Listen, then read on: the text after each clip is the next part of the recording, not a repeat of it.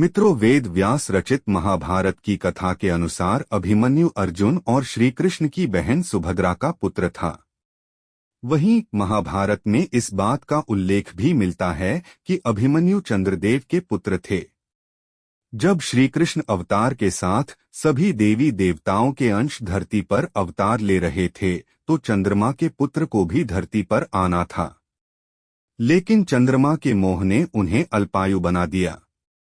असल में श्री कृष्ण जानते थे कि भविष्य में युग प्रवर्तक महाभारत का युद्ध होने वाला है, इसलिए उन्होंने सभी देवताओं से अपने पुत्रों को भेजने का निवेदन किया। श्री कृष्ण की बात सुनकर चंद्रदेव बहुत ही निराश हो गए, लेकिन फिर भी उन्होंने श्री कृष्ण का मान रखते हुए अपने पुत्र को धरती पर भेजने की अनुमति दे दी। लेकिन साथ ही चंद्रदेव ने कहा कि वो अपने पुत्र से ज्यादा समय तक दूर नहीं रह सकते, इसलिए बहुत कम समय के लिए धरती पर भेजेंगे।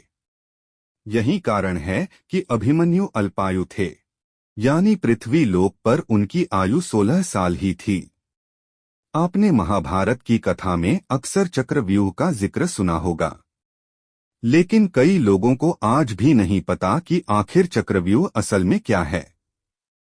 चक्रव्यूह एक बहुस्तरीय रक्षात्मक सैन्य संरचना है, जिसका प्रयोग किसी बड़े योद्धा को चारों तरफ से घेरने के लिए किया जाता है।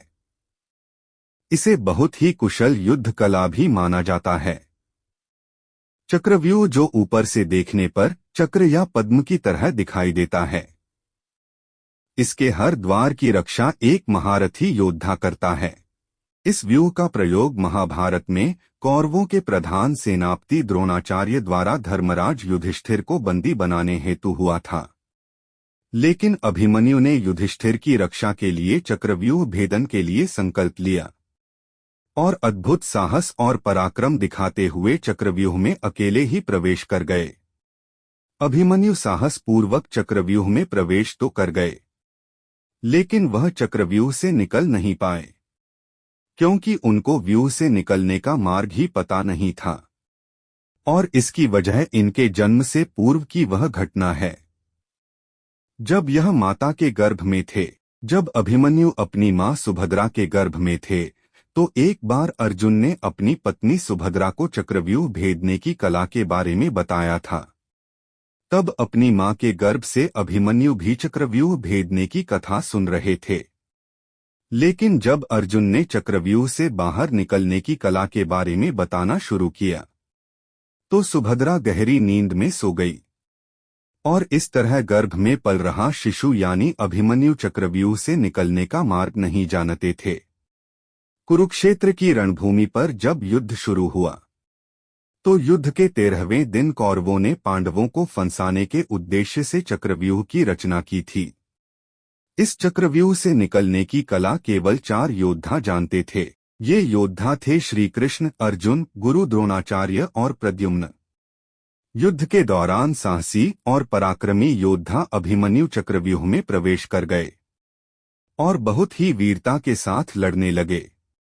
महाभारत की कथा के अनुसार अभिमन्यु के चक्रव्यूह के 6 चरण पाकर लिए थे, लेकिन आखिरी चरण में अभिमन्यु फंस गए, और इसके बाद युद्ध की नीतियों को भुलाते हुए कौरवों ने अभिमन्यु को घेर लिया। महाभारत में अभिमन्यु के वध को बहुत ही कायरतापूर्ण माना जाता है, क्योंकि युद्ध की नीतियों को किनारे रखकर एक योद्धा पर 7 योद्धा हावी हो गए थे और ताबड़तोड़ वार करके अभिमन्यु को मारा गया था। अभिमन्यु को द्रोणाचार्य, दुर्योधन, कर्ण, जयद्रथ, अश्वत्थामा, दुशासन, वृषभसेन और अन्य कौरवों ने मिलकर मार दिया था। इस तरह चक्रव्यूह में फंसकर महाभारत के महान वीर योद्धा अभिमन्यु 16 वर्ष की आयु में इस संसार से विदा हो गए और वीरता की कभी न खत्म होने वाली अमर कहानी लिख गए।